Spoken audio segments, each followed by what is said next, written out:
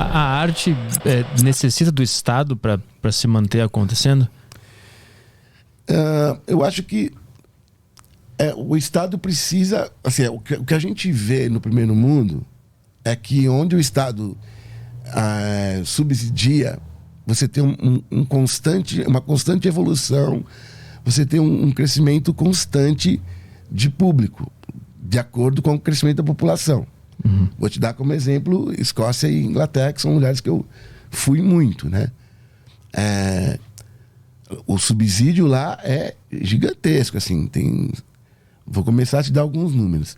Por exemplo, nos anos 90, quando essa Sarah Kane aí, que eu te falei que eu trouxe para o Brasil, que eu fiz uma peça dela, ela é um ponto de virada nos anos 90. Porque até a década de 80 e os anos 90 na Inglaterra, eles vinham montando mais clássicos do teatro. Shakespeare, Oscar Wilde, Harold Pinter. Não surgia autores novos, né? De repente surgia essa menina que dá uma renovada no teatro. Começa a ir um público jovem, porque ela criou uma certa polêmica com isso que ela fez. Aí veio o Mark Ravenhill logo no ano seguinte, com o Shopping and Fucking, mais uma renovada, mais gente no teatro. Aí veio o cara chamado Patrick Marber com Closer, que foi pro cinema, inclusive, com a Julia Roberts. Uhum. Esse filme foi um sucesso também de Hollywood e tal, não sei o quê. Então, o que começou a acontecer de 1996 a 2000 e pouquinho, um boom do que eles chamaram de new writing, que era, para nós, é peça inédita, né? Que não era de autores conhecidos ainda. Isso começa a aumentar o subsídio. Tem um livro que chama O Teatro do Teatro Britânico dos anos 2000, né? De 2000 a 2010. Nesse livro, o Alex Sears, que é o autor, vai falando...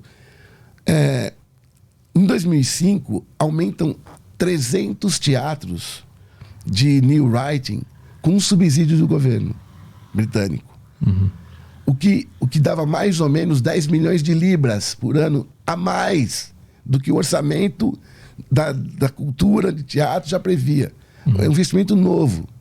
Ou seja, continua investindo, subsidiando os clássicos e ainda entra mais 10 milhões de libras para você subsidiar o que está começando a acontecer.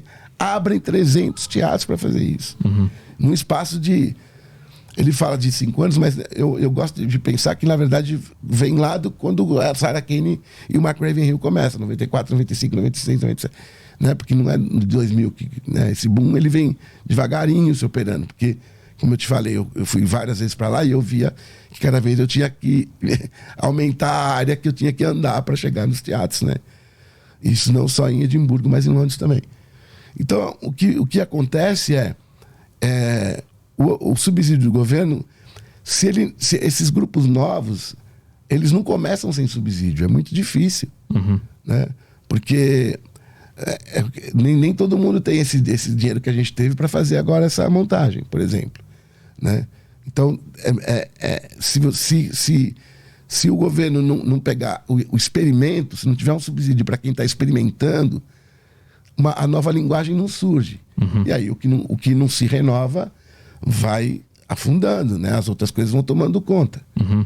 Então eu acho que é preciso, sim, né? Um investimento do Estado também para isso, né? Uhum. E isso lá fora é muito comum, o Estado subsidiar a cultura, de forma geral. Mas qual é o impacto de um Estado incentivando a cultura na sociedade de forma geral? Porque não é só ir ver a peça que vai mudar aquela sociedade. O que tu enxerga que pode acontecer com uma sociedade onde tem cultura acontecendo e sendo subsidiada pelo Estado? Bom, de novo, vou dar os exemplos, né, desses lugares que eu fui muito. A economia se movimenta pra cacete. Você imagina o Festival de Edimburgo, uma cidade que tem 500 mil pessoas e passa a ter 2 milhões.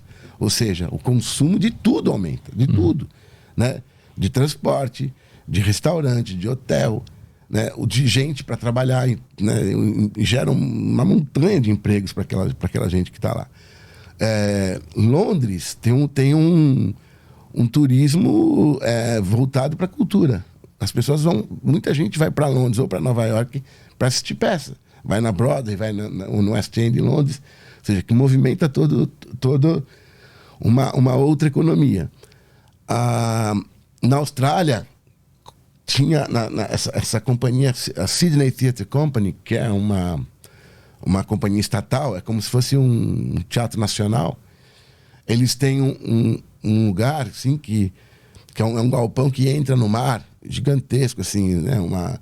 Uma construção de um pontilhão, um negócio maravilhoso, assim.